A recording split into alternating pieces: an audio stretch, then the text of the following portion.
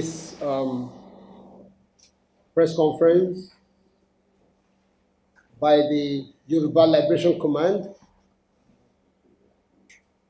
and the title is "This House Has Fallen, Too Late for Restructuring. Yoruba Self-Determination Now, Our Fatherland, Our Blood." This address is delivered on Thursday, July 27th, by the Yoruba Liberation Command, YOLICOM, at the World Press Conference held at International Press Center, IPC, Ogba, Lagos State. Gentlemen and ladies of the Fourth Estate of the Realm, we are glad to welcome you to this conference. On behalf of Yoruba Liberation Command, YOLICOM, we are compelled by the prevailing political circumstances to take a stand on the state of Nigeria as it affects the future of over 50 million Yoruba people spread across the world. You will recall that since 2014, when Nigeria was amalgamated at gunpoint, the country has been thrown into one turmoil or the other. For over a century, Nigeria has failed to meet the international benchmark of socio-political and economic development. The only references to Nigeria's grandeur were the striking achievements of the then three regions of West, East, and the North. Since the collapse of federalism and the three tiers founded to a large extent on the civilization and values of ethnic configuration in the country, Nigeria has remained in the tunnel of misery, pangs, and pains, including the fact that the country was plunged into an unavoidable civil war that took no fewer than 1 million lives. Since the end of the war, millions of Nigerians, as individuals and collectively as a society, have continued to wage and fight wars of survival, characterized by extreme hunger and lack of the essentials of life, like housing, good water, shelter, electricity, health, and drinkable water. It has been most traumatic for the Yoruba nation, which between 1953 and 1966 raised one of the most advanced political economies in Africa and in the entire black world, pairing on the same level with many countries in Europe by the standard of the time. The Yoruba educational, cultural, political institutions were not only some of the best in Africa. The then Western region gave hope to the entire black world with the highest human development index in Africa by the rating of the UNDP. The destruction of regional system of government has turned Nigeria into a unitary state, dotted by a savage culture of corruption, ineptitude, inefficiency, moral degradation, deaths, violent crimes, and now violent religious extremism. The so-called democracy is nothing but the imposition of individual will through an orchestrated mass corruption where the poverty of the voters are exploited for electoral gains by politicians seeking political offices. Democracy is about the interests of the few elected people and their cronies. Democracy is now government of the party, for the party leaders and by the party members. Since 1914, the recurrent question has been, should Nigeria remain one or not? Should the bottled-up energies free and liberate themselves from the shackles of misery, the fetters of iron, and the muddy maze of agony, or should they remain in eternal servitude? The question has come up again in the past few months with various groups making demands. You will agree with us that the self-determination groups in the Yoruba nation are the engine of our history today. We have the largest population with which all the members of the main political parties in Yoruba land combined together cannot equal. Our members are not in these movements for personal gains, like we have in the political parties. Our members are in these organizations to make sacrifices and, if necessary, lay down their lives for the Yoruba nation. We wish to announce to this important gathering that we in YOLICOM, representing some of the finest leaders of self-determination groups from across the Yoruba nation, have weighed the options extensively. For the past 3 months, We have been consulting with all the Yoruba self-determination groups, meeting poor and malnourished Yoruba people, talking to our people in the villages, towns, and on the hills and mountains, in the rural communities of the Yoruba nation.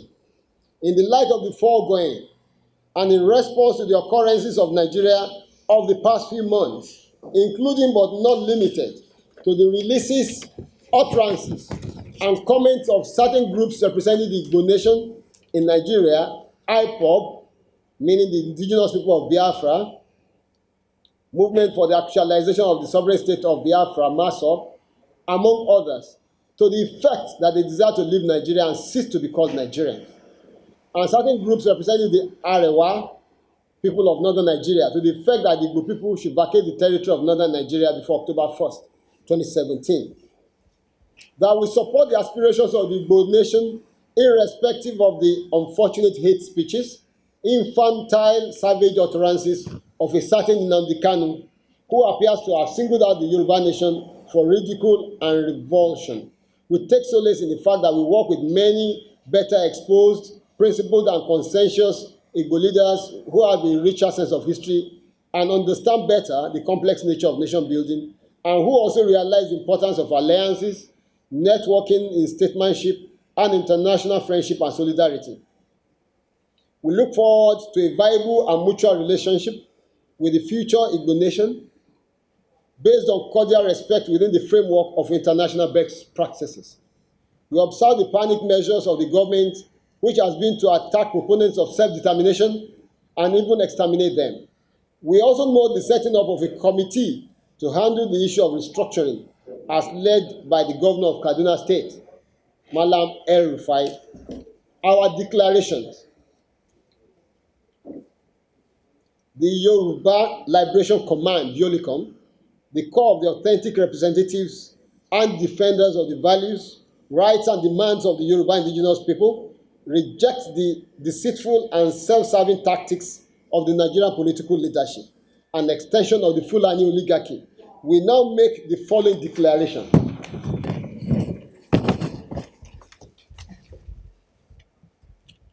That what we want as a people is Oduduwa Republic.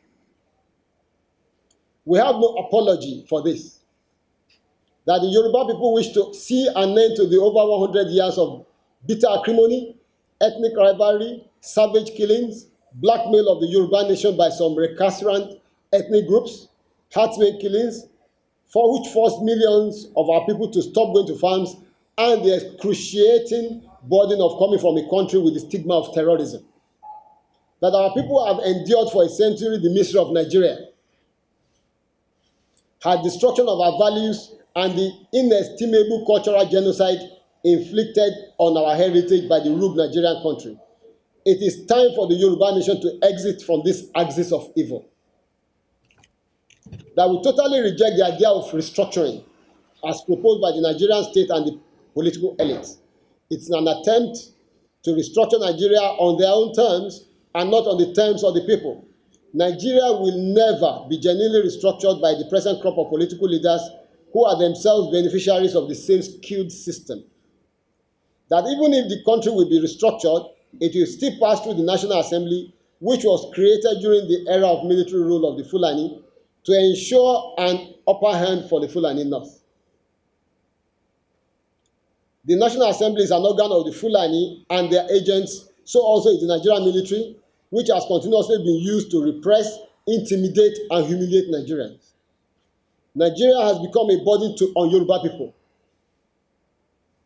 We suddenly have been exposed to unimaginable threats of violence, wiping off entire families through clubbing to death, kidnapping of women and adults, savage killings, kidnap of school children, rape of infants, stealing of public wealth, and the public display of the stolen wealth with arrogance by the criminals.